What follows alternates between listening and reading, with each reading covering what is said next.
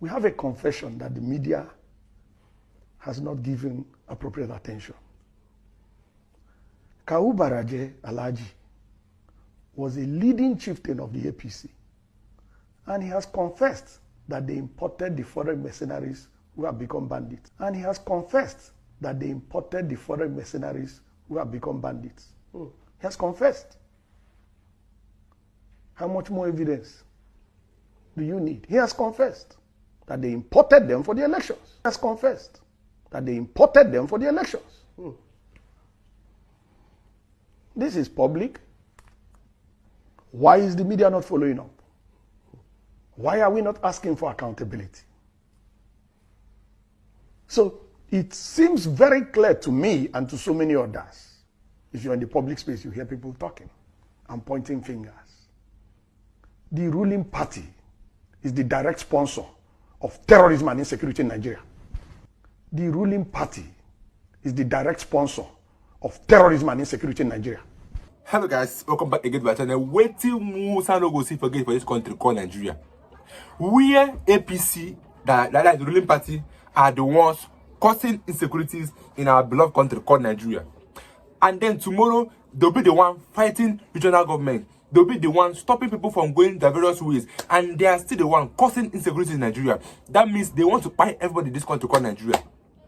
Because they'll be asking for regional governments. Let this country called Nigeria divide. The federal government said no. Tomorrow, they will say that they are fighting insecurities and not Nigeria to unite. How can we unite when there is insecurity? And the worst part is that you are the one causing insecurities, and tomorrow you want us to unite and be one. Divide Nigeria, let us go. Simple as that. Because APC have done more harm than good in this country, Nigeria. APC, since ever they came in office, it's only bad things behind. We've never heard the good news for once. We've never heard that, okay, that people did this good thing or this good thing in our lives. No, they are all bad news. And then tomorrow, they still don't want to divide Nigeria. This is not a long video from that one. I just gave you guys a glimpse of the video. So I'd like you guys to watch the rest of the video, and then I will be you guys shortly. Don't forget to air your views. Why are we not asking for accountability? So it seems very clear to me and to so many others. If you're in the public space, you hear people talking and pointing fingers. The ruling party is the direct sponsor of terrorism and insecurity in Nigeria. My name is Martin Onovo. I said it. APC is the direct sponsor of insecurity and terrorism in Nigeria. Ask me for the evidence. What are the facts? Good. I just gave you confession of Kawu Baraje. Okay. That's number one. Number two, Miyetti Allah made a public statement that if you want peace in your state, don't call any meeting. Provide land for Fulanis in your state. Public statement. Miyetti Allah. Miyetti Allah is a collaborator with the ruling party. We had a report that the ruling party funded Miyetti Allah to the tune of 100 billion. I wasn't there when the payment was made, but that's in the public domain. We had an official report that the government of Nigeria was going to establish a radio station in collaboration with Miyetti Allah, where Fufude, the Fulani tribal dialect, will be the language of communication. Now, interestingly, you asked me for facts. We have it on the authority of the Ondo state government that the PRO of Miyetti Allah in Ondo state led the criminal suspect gang that killed Parafa Shoranti's daughter. That is on the authority of the Ondo state government. And they have been arrested. And the leader of the gang is the PRO of Miyetti Allah in Ondo State.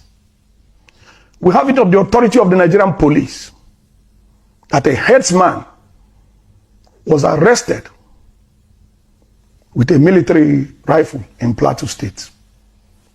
I have the number of the rifle. I can send it to you by SMS. I just need to check my records. I have the rightful number. We have it, the authority of retired Colonel Nnamdi, that the Fulani headsmen repelled in Ogoja were using Nigerian army rifles from the barracks in that vicinity, and that the soldiers came to collect the rifles back. Now, who is the commander-in-chief of the Nigerian Armed Forces? Who should be responsible for the activities of these armed forces? We have it on the authority of General Danjuma. Danjuma has commanded these forces. We have it on the authority of General Danjuma, that the armed forces are conniving with the bandits that are killing citizens. How much more evidence do you want? How much more evidence? We have hard physical evidence. We have testimonies from relevant authorities. How much more evidence do you want to know that the ruling party in Nigeria, the APC, is the sponsor of insecurity and terrorism? How much more evidence?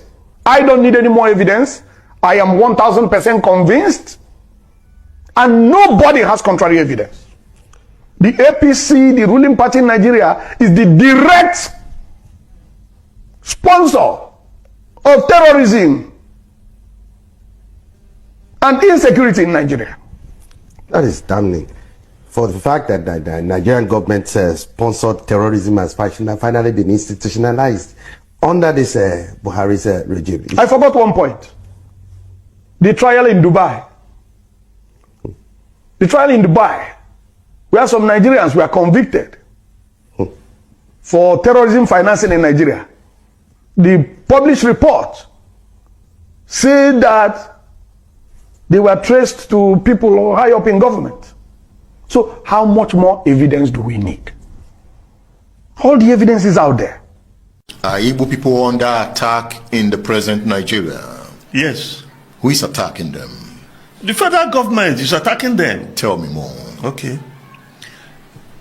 The Southeast geopolitical zone was destabilized by Abuja. How? Well, it started with police stations being attacked. You go to some place like Imo State, they attack the police station. The military, this thing is that of the Obinze, they are just minutes away. Other military formations are there. They sack the prison. Nobody will do anything. All over the east. Who was sacking the prisons, attacking the police stations? Those people who were organized to attack those police stations and prisons were releasing prisons. That was where it started. IPOB?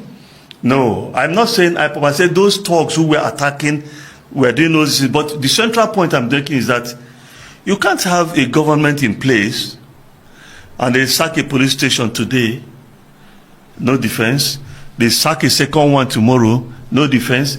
They sack 10 police stations in the state, no defense. Chief Iluagbunam, This thing who happened. was attacking the police stations? Is it IPOB? You asked me that question. I said yes, no. I don't attribute those attacks to them. The people who should have answered their question are the government functionaries who had the means and the wherewithal to counter those attacks. But that was leading to answering your question, the destabilization of the Southeast geopolitical zone. Okay. Now, when Buhari was military head of state, he organized with some ex-Israeli security agents to go and kidnap Umar Diko in London and bring him back to this country. They kidnapped Umar Diko, they took him to Stansted Airport, they created him, drugged him, but the Scotland Yard Police Department, they found out and released the man. 30 years later, when he became civilian head of state, he went to Kenya and seized Nnamdi Kanu and brought him back here. That is at the heart of the instability in the country now. The Supreme Court has said, release this man. The Supreme Court is the highest judicial authority. If you released Nnamdi Kanu today, I tell you, the chances of peace returning will be 90%. Why?